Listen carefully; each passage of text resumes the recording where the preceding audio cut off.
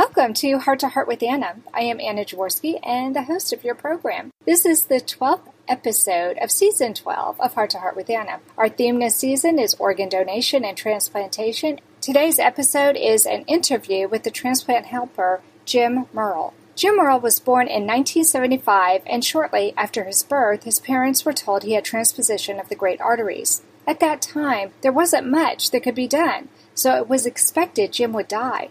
However, at about 6 months of age, doctors decided to do the mustard procedure. Throughout his childhood and young adulthood, Jim thrived. In his 30s, Jim started to have rhythm problems. By this time, he was married. Jim has 2 natural children, 2 adopted children, and 1 more child is going through the adoption process. He lived in congestive heart failure for 6 years. Jim didn't want to have a transplant before it was absolutely necessary. Finally, the doctor said he needed a new heart, and he was listed. Jim wanted to watch his children grow up, so he felt very blessed when he received his heart. He is the host of the Transplant-Helper, a YouTube show that gives advice to those in the transplant community. Jim provides face-to-face and video transplant education and training via his YouTube channel. Welcome to Heart with Anna, Jim. And I really appreciate you having me on today. Oh, well, I'm excited to meet you. I enjoyed watching some of your programs on your channel. They are so educational. Folks, you have to go out and look for him. It's really easy to find if you go to YouTube. Just type in the Transplant Helper and his show pops up. So let's start at the beginning. When you were very young, you ended up having a mustard procedure, and I'm sure you don't remember it. Tell me about growing up in the late 70s and 80s with that big scar down your chest. Well, as you say, I had my mustard procedure at 6 months, which at the time made me the youngest child in Alabama to have open heart surgery. So, oh, wow. Yeah, it's something that I do not remember. Probably my earliest memories, I may have been 2 or 3, and some of this may be just myth I've been told, but about 2 or 3, I think my brother, who's 6 years older than me, he was more concerned than I was because he could see the scar and he kind of remembered something about it. But I can remember him asking a lot of questions about it. And of course, I'm going to the cardiologist on a very regular basis. And so I'm starting to kind of comprehend that something's different. But as far as the way that I felt, at that age, I ran and did what I wanted to, I guess. My parents tried to limit me, but I didn't have a lot of, real memory of it until probably I got up in school. Now, once you start going to kindergarten and elementary school, of course, that's a game changer because right. Now you are a lot different than everyone else. So I think that's probably the things I remembered, maybe seeing the scar and then beginning to understand that scar had to be linked to something right that made me different. So it seems like your childhood and early adulthood were spent pretty much unaware that you had any problems, although it does sound like you had frequent cardiology visits, which most of our CHD patients do. Why did your heart start to develop those arrhythmias, and how did the doctors treat them initially? Well, I was much older before I had any difficulty. As we both stated, I did go to the cardiologist a lot as a kid, and my cardiology visits were very different in that, one, I was going to a teaching university hospital, so they've got their own little way of doing things, which includes not only a lot of real doctors, as I call them, but also student doctors. And I can always remember that when I had my cardiology appointments, every time I would go, they would not even actually use the normal examination rooms. Typically, my appointments would take place inside of a huge meeting room, and they would clear all the tables out and bring in the equipment into there, echoes and EKGs and all, and actually do it in front of big crowds of people. There'd be 25 doctors in the room, that type of thing. Oh, my goodness, 25? Right, because my condition was rare enough, and more than that, it had been handled in a rare enough way through the mustard procedure. And at my age, everything was a factor that made my condition different. So all those visits were special. All of them were different. But the blessing behind that is each of those visits in childhood on up through my teenage years always went very well. The doctors were all there to watch the show, but there was nothing more to show other than my surgeons and original cardiologists going through and describing what had been done to present my case as being an extremely successful case. My original cardiac surgeon who performed that surgery at 6 months, he later told me after I met him after 32 years that I pretty much made his entire career. Wow. and set his career in order because they did some things to me as a child that had not been done. So when I got to that 32-ish year mark, they had long predicted if there was going to be a problem, when it would come, how it would come. And the first sign of a problem for me was going to be rhythm issues, different arrhythmias, which I started to have. I started having PVCs to begin with, which is just skip beats. Mine were a little different. They were sustained. And so when my heart would pound a few times real hard and then stop, it would stop for many, many seconds.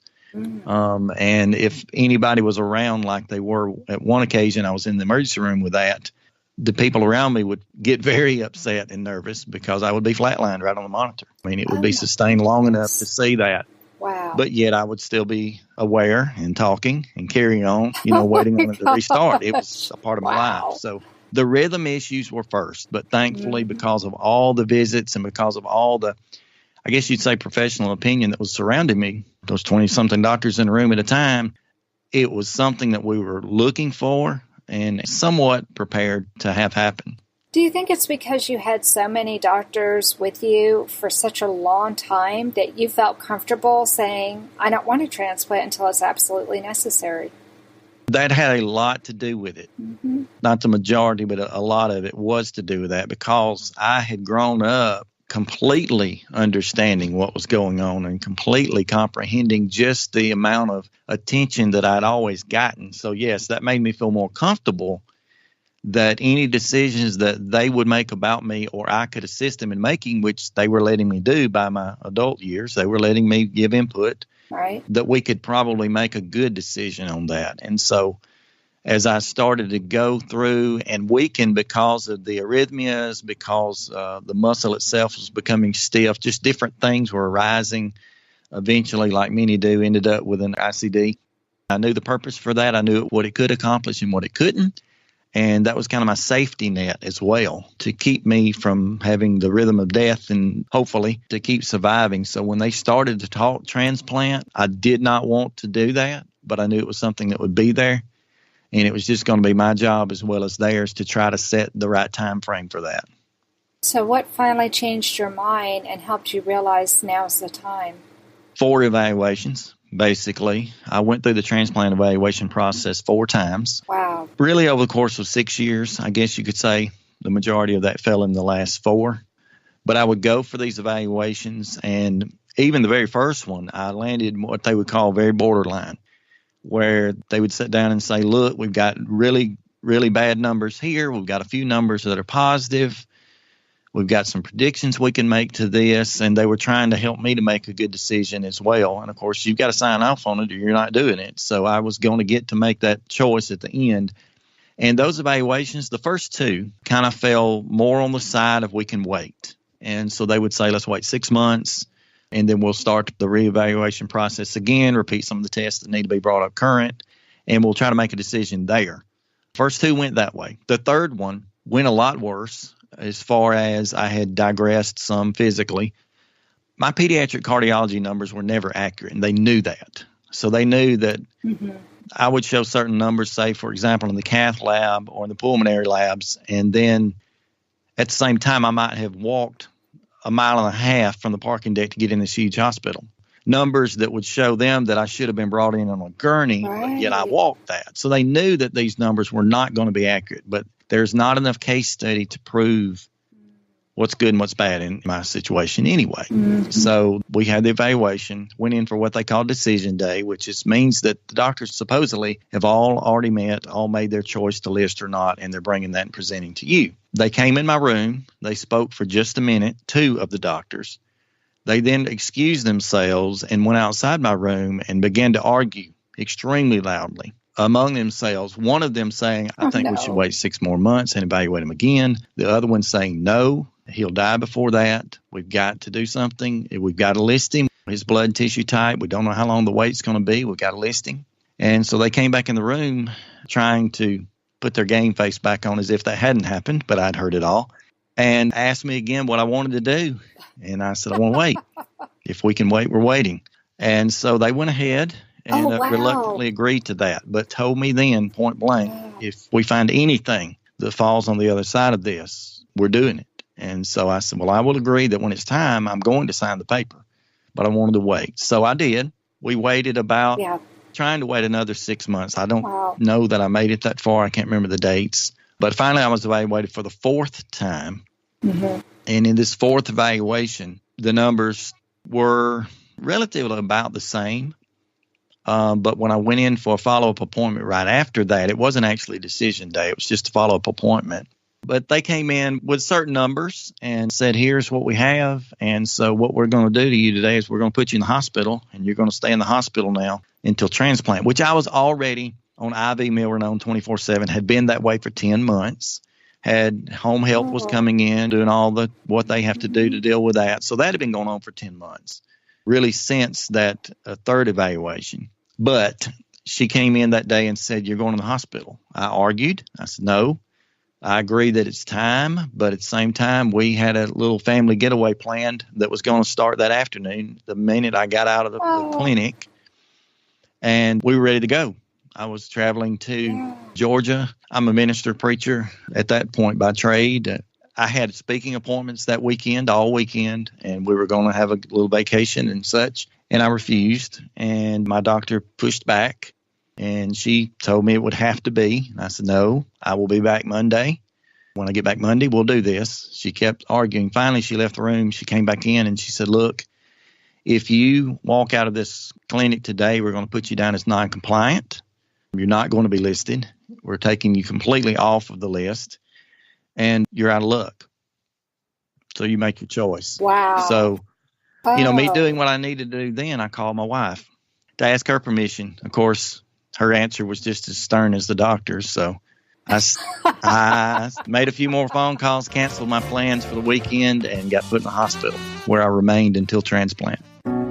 Texas Heart Institute were offering us a mechanical heart, and he said, no, Dad, I've had enough. Give it to someone who's worthy. My father promised me a golden dress to twirl in. He held my hand and asked me where I wanted to go. Whatever strife or conflict that we experienced in our long career together was always healed by humor.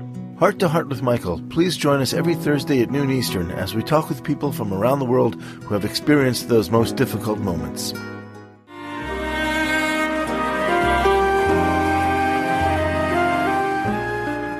Tonight Forever by the Baby Blue Sound Collective.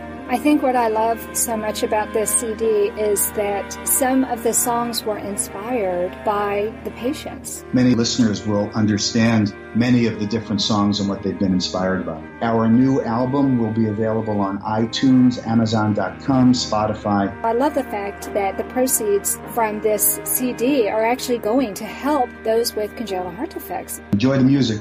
Home Tonight Forever. Jim, before the break, you were telling me a little bit about your medical history. So let's talk about you actually receiving the gift of life. When did it happen? My initial transplant date was May the 23rd, 2013. So it's been a little bit over 5 years ago, time of this recording. Again, I had been hospitalized, as I just said, or what I call condemned to the hospital. By that point for a while. I had been in and out of the hospital. There had not been a month in the last 2 years prior to my transplant that I hadn't been in. I'd be in for 5, 6, 8 days at a time, be out again. And, of course, continued on the IV medications and all. But once they condemned me to the hospital, they put me in the hospital, I believe it was May the 2nd. And so from May the 2nd to May the 23rd, I remained there in the hospital, and they had to do a lot of fancy tricks because of my anatomy. They could not list me in the traditional way. I was a status 1B to begin with, and they needed to move me to a status 1A because after 265 days of wait time total, I had not even gotten an offer, for a potential heart. So they knew they had to get me up to the status 1A position and get me to the top of the list. So my anatomy wouldn't allow them to do traditional things, which I won't necessarily go into, but it's just a few hoops the doctors know to jump through. Right. To get to that. And so basically their only option left with me was to ramp the milrinone that was already going in my body, to ramp that up really high and to claim for an exemption status, as they call it, which just means that they're going to be able to not go through the same hoops, but get me to the list anyway at the top. So they did that, which was awful. My milrinone was doubled, completely doubled. The dosage was inside of about 3 days. And so that huge increase in dose of medication was very hard on my body, but I continued to press on. What does that drug do? There's fancy doctor talk for it, but more or less it's what I call I hate to use the term really go-go juice, but it's that. It causes your heart to squeeze harder, and therefore it increases potential your ejection fractions and stuff like that. So it allows the heart to artificially work a little bit harder. There are mechanical things they can do that take care of some of the mechanical, the electrical, like things like the ICD that I had, defibrillator, pacemaker, such. But when it comes down to the muscle itself becoming weak, it doesn't matter how many electrical signals are sent to that muscle. It just doesn't have the power to move. Well, this drug, there are a few others like it. Dopamine is in the similar family that you hear about a lot on television when you're watching a show where there's an ER situation going on. But there are other drugs like it. But the milrinone causes the heart muscle to squeeze harder. So what you're doing when you get milrinone is, in one sense, saving and extending your life because it's allowing your body to do something it would normally do or wouldn't be able to do muscle-wise. But this is very hard to explain, but while you're taking that drug, you're extending your life to an extent, but then you're also cutting it off at the end because the drug is not something your body is able to sustain for a long time. I'd been on it for 265 days. There are a lot of people that are on it over a year, but not a whole lot more than that. It is damaging that heart muscle at the same time. When it's forcing it to squeeze, when it's not normally anatomy-wise able to do so, it's going to damage it. I compare it, and it's not the same drug by any means, but I compare it to someone, say, who used to use the anabolic steroids to go out and get big muscles. Yes, they get the big muscles, but they're doing so much damage to those same muscles and tissue that the end is not going to be good. Yeah. And so this is doing something similar. It's causing a muscle to overwork itself. Right. So did that make you feel tired, that your body was having to work so hard? Did it actually fatigue you?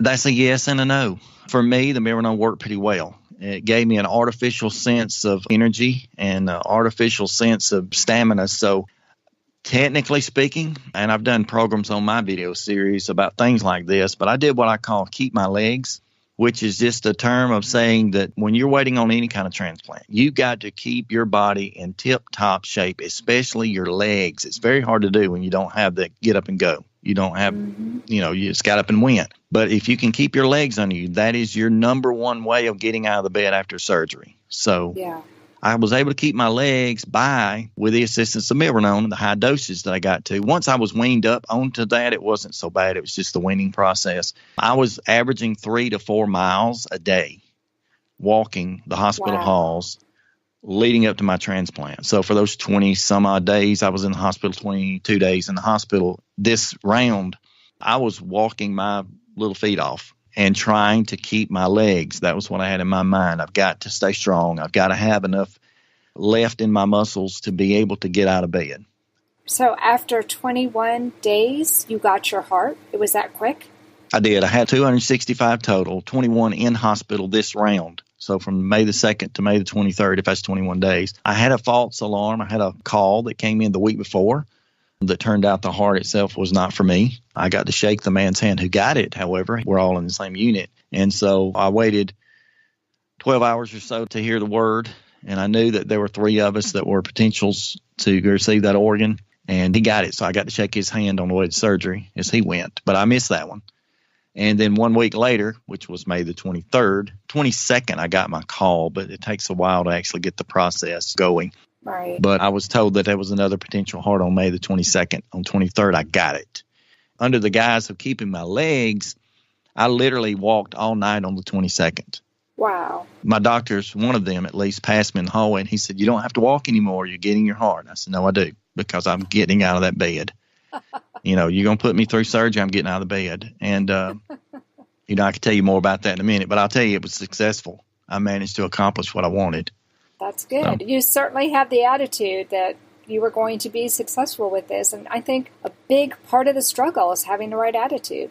It is. And with any transplant, I'm most familiar with hearts because I'm one. I'm most familiar with lungs because I'm around a lot of lung patients, kidneys, somewhat familiar with all of them. I work with them. But you have to have a heart, a mental heart, to really to handle any of them. And that's why the psychological evaluation, pre-transplant is what it is. It's grueling. The whole process is grueling, but the psychological part can be extremely difficult because they know statistically if you don't have the mental heart to do this, you won't survive the physical side of it either, because you've got to be able to drive and push and to go farther than you expect you can go. Wow. Is that why you started your program? Because you saw how intense this experience was and how maybe with your program you could help others? Yes, in a big sense it was. The whole premise of my program, as I like to repeat it, there's three things involved. I like to advocate, educate, and motivate. And I think all of those things have to be there. You got to advocate to, first of all, advocate to get organs made available. People have to be donors. They have to be registered donors. They have to tell their family and their friends about their decisions. So I have to do a lot of that work.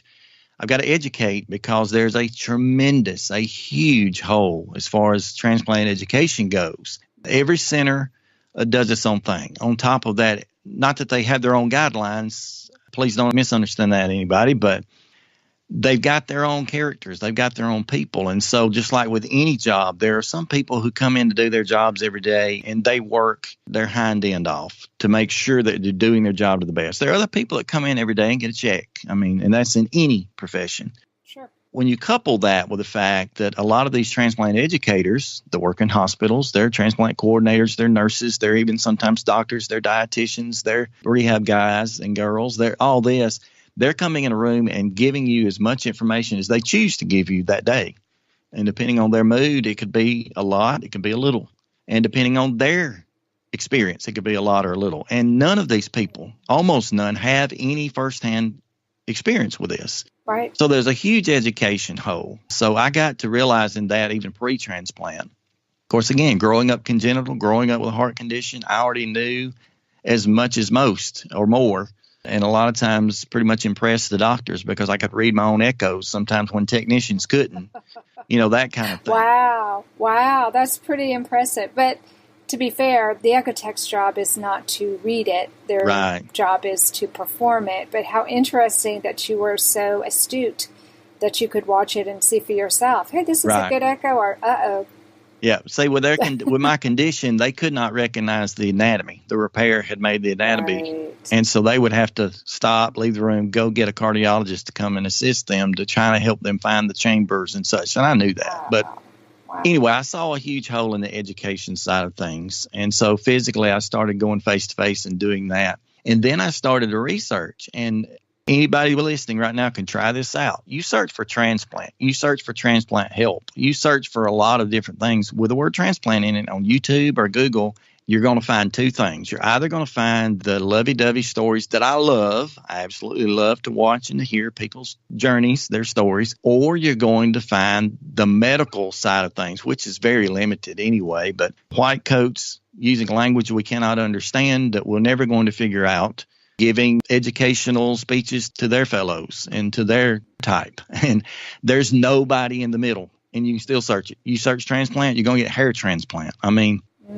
I saw a huge hole. And so my coordinators and such at my transplant center were encouraging me, why can't you make this available to more? Why can't you do videos or podcasts, which I was into podcasting, and they knew that. Why can't you make this available to more people and give them something to search? So that was the education. And then the motivation side, I know it takes a lot to live this life. And it takes a whole lot of putting all that you know together, but that does nothing unless you can use it and practically work it out. So, Right. Anna Jaworski has written several books to empower the congenital heart defect, or CHD, community. These books can be found at Amazon.com or at her website, www.babyheartspress.com. Her bestseller is The Heart of a Mother, an anthology of stories written by women for women in the CHD community. Anna's other books, My Brother Needs an Operation, The Heart of a Father, and Hypoplastic Left Heart Syndrome, a handbook for parents, will help you understand that you are not alone.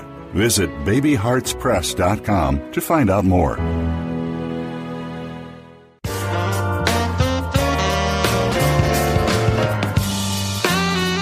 Jim, before the break, you were telling us about your transplant journey and why you started your YouTube program, The Transplant-Helper. You say in your show that you do face-to-face meetings, too. Tell us why you feel it's important to do both face-to-face meetings and your YouTube program. Well, obviously the face-to-face meetings are limited physically because with my family demographic, 5 children and a wife that works, I can only go so far. But I go to my transplant center, UAB Hospital in Birmingham, on a weekly basis generally. And I sit down with patients. Everybody's familiar with me. So when I walk on the transplant unit, immediately I've got doctors, nurses, coordinators walking up saying, can you go check on so-and-so, so-and-so, so-and-so, and so-and-so. and we've got privacy laws. I'm not denying that, silly as they seem. They can't tell me much, but they will say, go to room number, Mr. So-and-so needs some encouragement, or go here, they're 4 days out of transplant. They'll give me enough information to walk in the door. To me, that has to be done. The thing is, I can't do it for everybody. I can go to UAB. I'm in driving distance from a few transplant centers around the Atlanta, Georgia area, so I can get there. Could, as a stretch, get to Nashville, that type thing. I'm in a decent area as far as travel, things I can do in a day and be back. But I think that's so needed because people just need someone at times to say, I've been there and I've done that. Or as I like to say it, I've been there and I'm doing that, because it is a process. And to be able to reach out, and the stuff we're missing so much through the internet, put your arm around somebody and just let them cry their eyes out. Or let them know that I'm walking today because of this. I'm doing what I do today because of this. And once they see that, it's a game changer. I've got several people. One lady I can't take out of my mind. I remember the first days I meet these people face to face, and I remember what they were like. One particular was, I was contacted by one of her cousins and asked to go see her. That was first I was aware that she was even in the transplant process. And I was told that she's not doing good, that she don't think she can do this. And so I go in her room that day, and I could tell when I came in the room. She was broken. Her husband was broken. Her family was broken. They were all done. And come to find out, she was over a month out of transplant and made almost no progress. And I remember within a 30 or so minute visit, I was told, at least by them later, turning that all around. And so that's huge. Wow. That is huge. I had a child just a few months ago, a 14-year-old, that was just really struggling to understand what this was about. I mean, he hurt. He had just had surgery. He was hurting. He couldn't move. And I talked to him for a while, him and his mother, and he was still just rolling around, moaning and groaning. And finally, I just reached and snatched my shirt up. And I said, I want you to look. You see that scar? That's the same scar you got. It's just 5 years older. And I'm doing what I'm doing because of that scar right there. And the rehab people were in the room right then trying to get him to do some exercise, some lung exercises and such. And he immediately reached and grabbed that up and started to do what he needed to do. That face-to-face matters. It does matter. And so do you feel that the questions that you're asked by the people you're ministering to face-to-face are different than the questions that you get asked on your YouTube channel? I would say most of the time they're very much the same, really. I mean, I sat down when I started to do the video series, the Transplant Helper, I sat down with intention. I wrote down 15 topics, and they were 15 most common things I've had to discuss with people. And I wrote those down. And I still get a lot of the questions that come right out of the same 15 topics. But I've done 240 different topics since then. Had no idea I ever would or could. And almost all of them come out of very specific situations where somebody asked a question and I gave the answer, and then I turned around and said, hey, I think I'll make a video about this because this question keeps coming up. Right.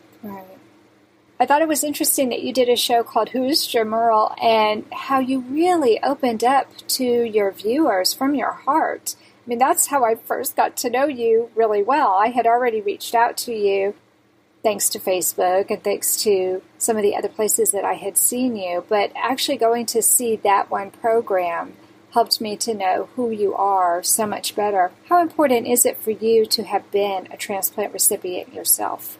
Everybody does better when they hear from firsthand information, as I said a minute ago, from someone who's been there and currently doing that, or who you can begin to get to know that is not only dealt with the same struggles and problems and somehow defeated that and come up against it, but somebody who you can also trust for that. And that program, which you've seen, others could see it too, It Is What It Is, Who Is Jim Merle, is just one of those 200 and some odd programs. But a lot of people had asked, tell me more about yourself, whatever. And then finally I was like, nobody wants to hear who I am. Nobody wants to watch that. That's not the kind of information I'm putting out. I'm educating mainly.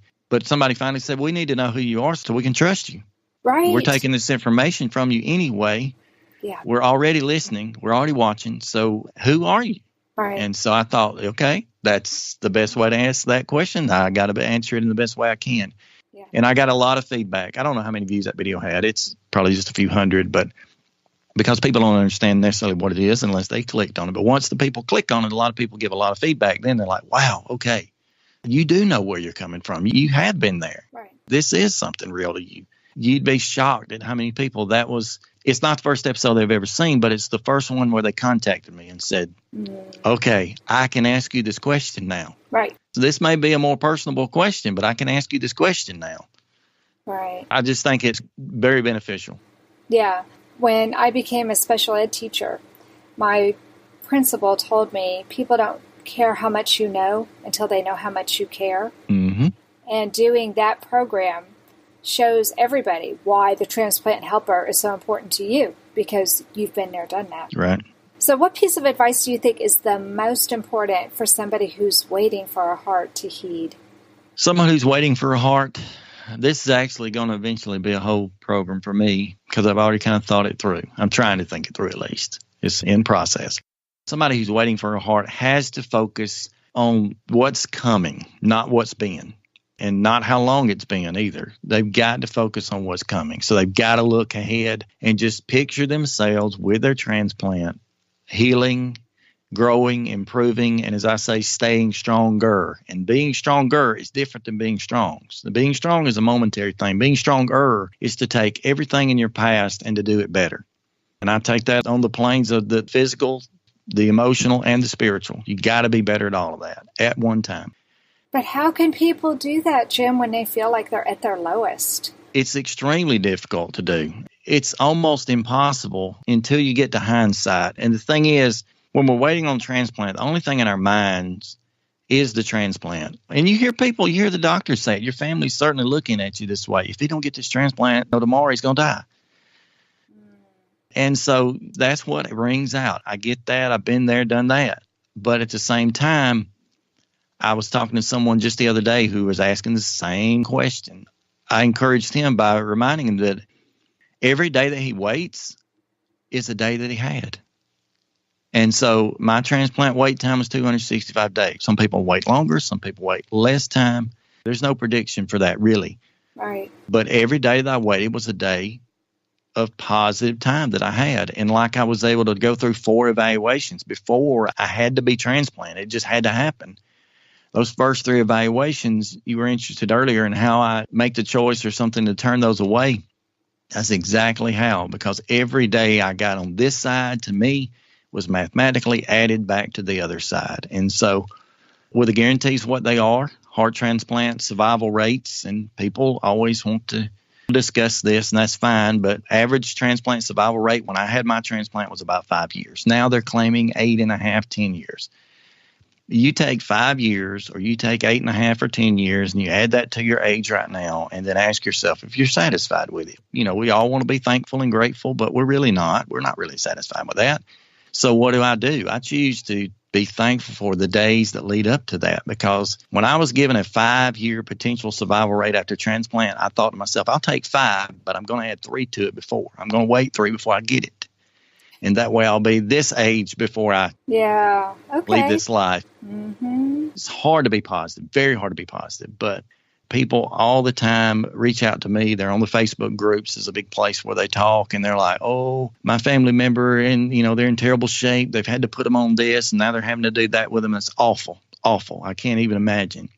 But at the same time, there has to be a level of gratitude added to the fact that they are on a respirator, that there was such thing as an ECMO device, that there was such a thing as an LVAD. Mm-hmm. And instead of focusing on this piece of machinery for the terrible reason it's there, be focused on the wonderful reason that it's available.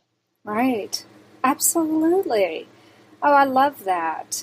Well, I think your show is fabulous. Everybody needs to tune into the Transplant Helper if you are looking for information. And Jim, as you can see, is very responsive. So if he doesn't have a show covering one of your questions, reach out to him. What's the best way for people to reach out to you, Jim?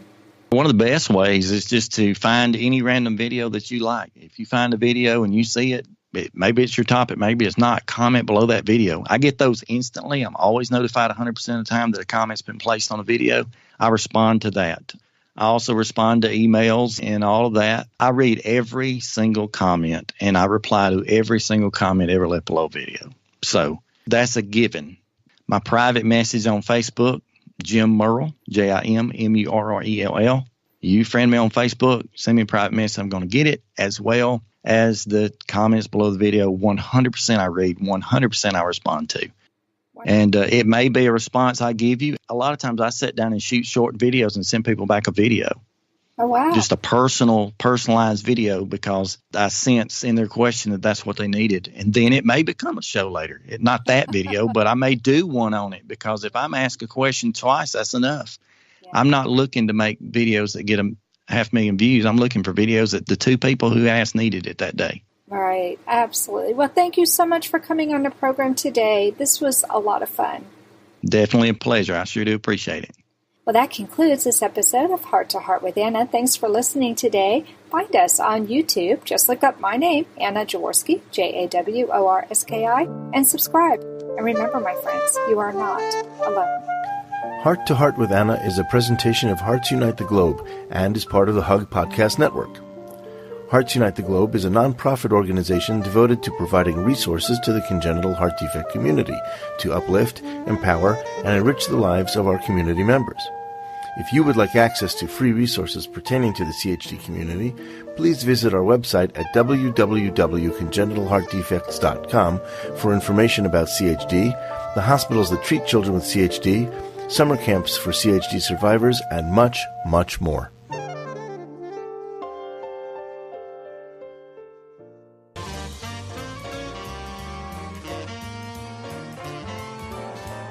Thank you again for joining us this week. We hope you have been inspired and empowered to become an advocate for the congenital heart defect community. Heart to Heart with Anna, with your host Anna Jaworski, can be heard every Tuesday at 12 noon Eastern Time.